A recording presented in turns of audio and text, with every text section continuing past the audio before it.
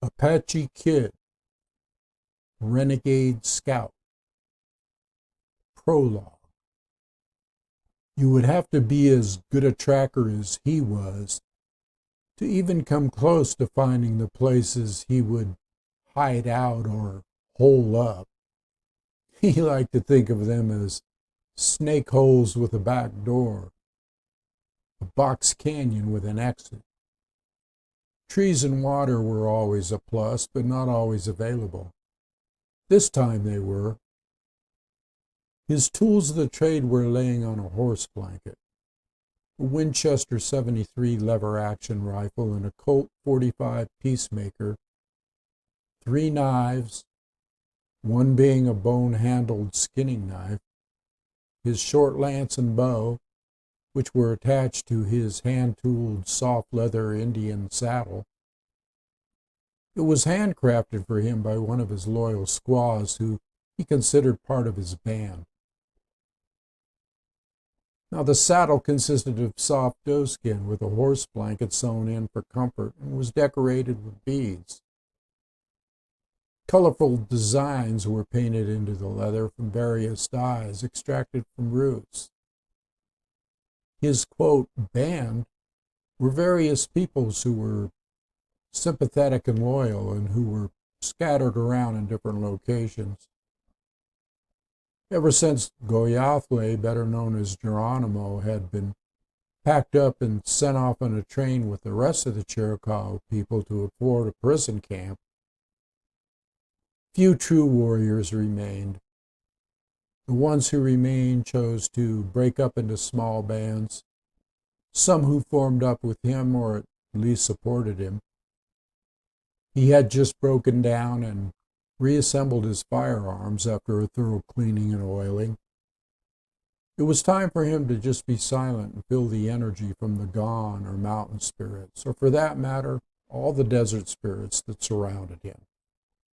Brief flashes would come to his mind, thoughts of earlier times. Some were pleasant, some not. At one time he had been the #1 scout of the Apache scouts who worked with the White Eyes under their chief of scouts, Al Sieber. Al was like a father to him for a while and saw the potential in his outstanding abilities as both a tracker and warrior. He hadn't even reached manhood in their eyes when he was taken under the wing of Al Sieber.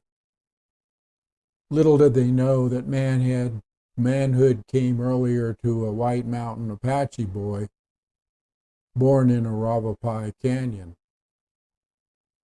He was a product of the rigorous survival training one had to endure to be even considered for a raiding party. The White Eyes called him Kid because they had no inclination to even try to pronounce his real name, Haske Beneta, which meant brave and tall and will come to a mysterious end.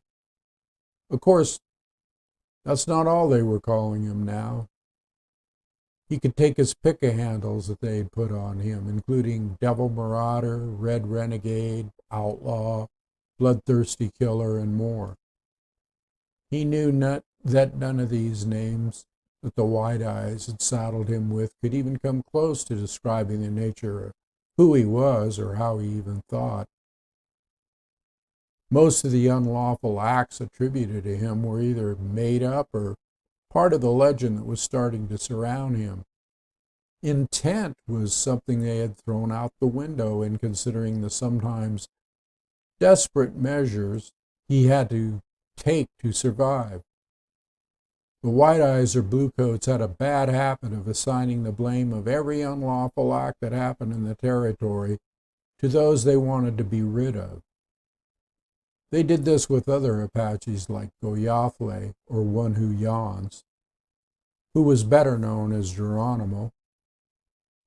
In order for Kid to have committed all the crimes and murders that were attributed to him, he would have had to be in 10 places at the same time. What did he care, though, really? He didn't. He knew the White Eyes' ways almost as well as he knew the ways of his people. He could speak 3 languages, including English, Apache, and Spanish. He could read and make marks with the pen. He used all he knew to allow him to shapeshift into different roles and wear different clothes. He was like the chameleon lizard. Sometimes he would blend in with others as he saw fit. When he was thought to have been spotted by others, various descriptions would be given, such as, well, he wore a black flat-brimmed hat with a neckerchief and a wool coat. Other times it would be, his hair was long with a breechcloth and calf-high moccasins.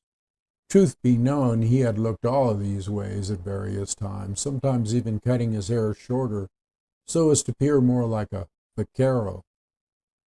He was a master of deception and had the power given to him from the great spirit named Yusen. Others, like Geronimo and the spirit woman Lozan, had the power called Ndagehogate. This power could not be described with words other than to say they knew and could do things outside of the normal perception of others.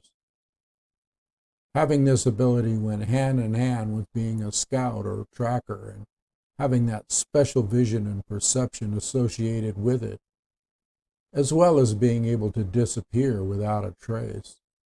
He thought to himself, they consider me bad and outside the law, but there is no law. There is only what is, or that which arises. They will make laws or make words to suit their needs, and then they will break their own laws to suit their needs.